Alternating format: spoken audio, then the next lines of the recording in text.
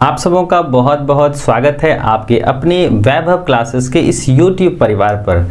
आज के इस वीडियो में हम लोग कंप्लीट समझने वाले हैं कि हम लोगों के शरीर में यानी कि मनुष्य के शरीर में पाचन तंत्र और उनसे जो जुड़ी जो है जितने सारे अंग हैं, अंग तंत्र हैं, बहुत सारे जो है आपकी ग्रंथियां हैं, कौन कौन सी ग्रंथियां होती हैं और ये सब आपस में मिलजुल करके जो है हम लोगों के शरीर में जो डाइजेस्टिव सिस्टम होते हैं यानी पाचन तंत्र का निर्माण करती हैं। तो सबसे पहले हम लोग ये समझ लेते हैं कि हमारे शरीर में जो पाचन तंत्र होता है ना यानी डाइजेस्टिव सिस्टम्स होते हैं, ये हमारे शरीर में जो विभिन्न पोषक तत्व होते हैं उनमें जो मौजूद आपके न्यूट्रिएंट्स होते हैं, पोषक तत्व होते हैं, यानी कि आपके कार्बोहाइड्रेट्स हो गए, प्रोटीन्स हो गए, अमाइनो एसिड्स हो गए, फैट हो गए, विटामिन्स हो गए, ये सारा का सारा जो है न्यूट्रिएंट्स यानी पोषक तत्व जो है वो पौधों और जंतुओं के उत्पाद में जो है निहित हैं। तो इन सबों को हम अपने शरीर में कोशिकाओं को पहुंचा सके और इसके लिए हमारे शरीर में क्या बनाया गया है, अलग अलग प्रकार के जो है तंत्र बनाए गए हैं, जैसे हम लोगों के शरीर में इन सारे पोषक तत्वों को ले सके।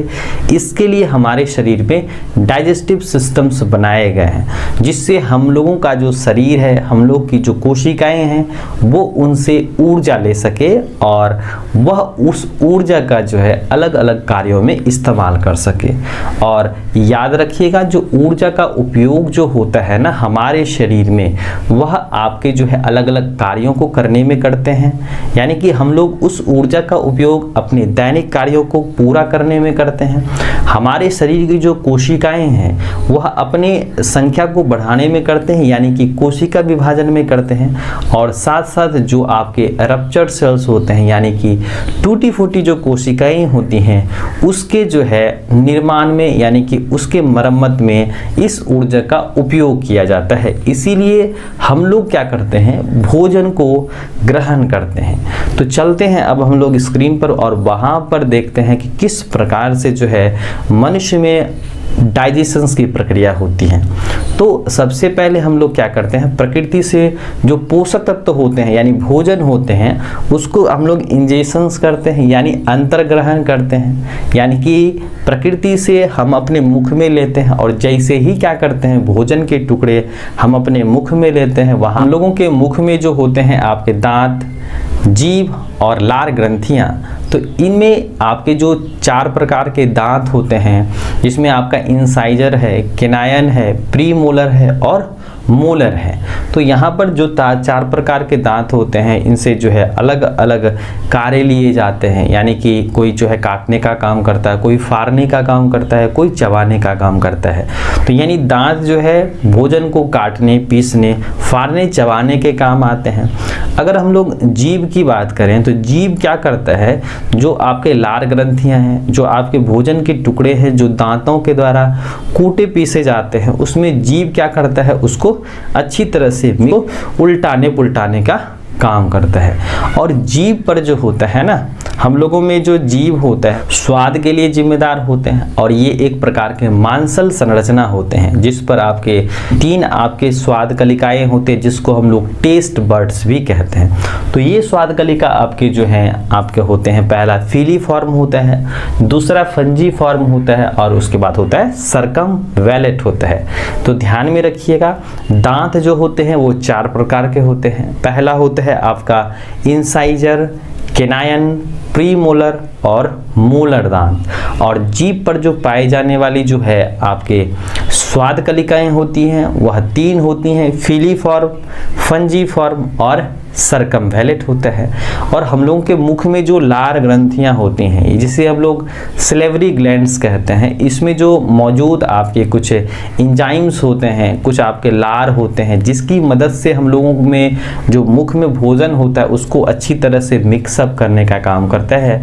तो यहाँ पर जो है आपके 3 लार ग्रंथियां होती हैं जो पेयर्स में मिलते हैं। कैसे मिलती है, जोड़े में मिलती हैं, जिसमें आपका पहला है पेरोटिड ग्लैंड्स। क्या है, पेरोटिड ग्रंथि ग्रंथि हैं। दूसरा है सबमेंडिबुलर ग्लैंड्स यानी कि सबमेंडिबुलर ग्रंथि कहते हैं इसको। और उसके बाद है सबलिंगुअल। क्या है? सबलिंगुअल। अगर हम लोग लार ग्रंथि के पोजीशन की बात करें कि ये कहाँ मिलेंगे हम लोग को, कहाँ स्थान है मुख गुहा में, तो याद रखिएगा कि पहला जो लार ग्रंथि होता है यानी पैरोटिड ग्रंथि जो होती है ना, वो हम लोग के कान के जस्ट नीचे होता है। यानी कि इस तरह का जो पोर्शंस होता है ना, यहाँ पर जो आपके कान के जस्ट नीचे ये वाला जो भाग है, इसको हम लोग बोलते हैं पैरोटिड ग्रंथि। क्या कहते हैं? पैरोटिड ग्रंथि कहते हैं। उसके बाद ये जो आपका जबड़े वाला जो पोर्शंस होता है, यहाँ पर आपको मिलता है सबमेंडिबुलर। क्या मिलता है? सबमेंडिबुलर ग्लैंड्स मिलते हैं। और जी के ठीक नीचे जो आपका है इस वाले पोर्शंस में क्या मिलता है आपको? सबलिंगुअल मिलता है। तो याद रखिएगा 3 प्रकार की लार ग्रंथियां मिलती हैं। जो पहला होता है पैरोटिड, सबमेंडिबुलर और सबलिंगुअल। अब क्या हुआ कि भोजन के टुकड़े को जो है अच्छी तरह से मिलाया गया, यानी कि जीभ की मदद से, दांत की मदद से और लार की मदद से इनके छोटे छोटे टुकड़े किए जाते हैं, ताकि हम लोगों के ग्रास नली में जो है यह आसानी से होते हुए आपके जो है यहाँ पर आहार नली से होते हुए अमाशय तक पहुँच सके। तो बात यह है कि जैसे ही हम लोगों का जो है ये जो आपका कंठ द्वार है, एक है निगल द्वार है, तो जैसे ही यहाँ पर आता है और ये भोजन के टुकड़े किस द्वार से जाएंगे? तो निगल द्वार से होते हुए जाएंगे ना, कंठ द्वार से नहीं जाएंगे, क्योंकि वह श्वास नली का रास्ता होता है। तो निगल द्वार में जैसे आएंगे ना, तो वह क्या होता है, वहाँ पर एक आपके फिंगर लाइक स्ट्रक्चर्स लगे हुए हैं, जिसको हम लोग एपीग्लोटिस कहते हैं। क्या कहते हैं? एपीग्लोटिस कहते हैं, जो क्या करता है, भोजन को श्वास नली में प्रवेश से रोकता है। तो जैसे ही ये आए, जिसे इस प्रकार से आप देख सकते हैं, जैसे ही भोजन के टुकड़े जो है हम लोग के मुख गुहा से जो है ग्रास नली में जाता है, तो यहाँ पर देखिए एक प्रकार का जो है फिंगर लाइक स्ट्रक्चर्स है, जो भोजन को श्वास नली को क्या कर देता है, बंद कर देता है इस तरह से। ठीक है, तो इस संरचना को हम लोग क्या कहते हैं, एपीग्लोटिस कहते हैं। क्या कहते हैं? एपीग्लोटिस। तो अब बात आ गई कि जो हम लोगों के मुख गुहा से ग्रास नली से होते हुए कहाँ पहुंचा, अमाशय तक। तो इसी दौरान जो क्या होता है, हमारे आहार नली में यानी ओइसोफेगस में एक तरंगनुमा संरचना बनती है। जैसे कि यहाँ पर आप देख सकते हैं, जैसे भोजन के टुकड़े को निगला जाता है, फिर जो है वह अमाशय तक हो जाता है ना, तो इस तरह से यहाँ पर जो है वेव बनता है, तरंगनुमा संरचना बनती है। और इसी तरंग जिसमें कि आपका कॉन्ट्रैक्शन और रिलैक्सेशंस होता है, यानी कि सिकुड़न तथा फैलाव होता है ना हमारे आहार नली में, तो इसी से जो है भोजन हम लोग के आहार नली से होते हुए कहाँ तक पहुँचते हैं, हमारे अमाशय तक पहुँचते हैं। तो इसी मूवमेंट को, यानी कि भोजन का जो टुकड़ा होता है जिसको हम लोग बोलस कहते हैं, ये पहुँचता है अमाशय में। इसी को हम लोगों ने नाम दिया पेरिस्टालसिस, जिसी को हम लोग कहते हैं क्रमाकुंचन कहते हैं। क्या कहते हैं? क्रमाकुंचन के नाम से जानते हैं। तो अब भोजन कहाँ पहुँच गया, हम लोगों के अमाशय में पहुंच गया। तो यहाँ पर होते हैं अलग अलग प्रकार के डाइजेस्टिव जूस होते हैं, जिसे हम लोग हाइड्रोक्लोरिक अम्ल कहते हैं। तो यहाँ पर भोजन को अच्छी तरह से क्या किया जाता है, डाइजेस्ट करा जाता है, भोजन को पचाया जाता है आपके अलग अलग एंजाइमों के द्वारा। और कुछ आपके जो हैं आपके पित्ताशय में मौजूद जो कुछ रस होते हैं, पित्ताशयी रस, जो इसमें मदद करते हैं। जैसे ही भोजन का पाचन होता है, वह सीधे क्या करते हैं, आपके अमाशय से होते हुए छोटी आंत पर पहुंचते हैं। तो छोटी आंत में आपके 3 हिस्से होते हैं। पहला होता है आपका डियोडिनम होता है, दूसरा जेजुनम होता है, और उसके बाद क्या है, इलियम है। यानी कि छोटी आंत में 3 भाग हो गए, डियोडिनम, जेजुनम और इलियम। तो इन्हीं रास्ते से होते हुए जो है अब भोजन जो है वह कहाँ तक पहुँचता है, तो यह पहुँचता है आपके बड़ी आंत तक। और बड़ी आंत में होते हैं 2 हिस्से, आपके कोलन वाला भाग और उसके बाद है रेक्टम वाला हिस्सा, है ना।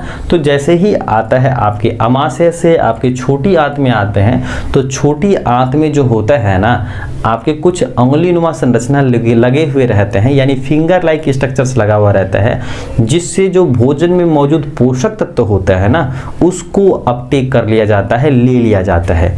तो इन संरचना को क्या कहते हैं हम लोग, रसांकुर कहते हैं। क्या कहते हैं?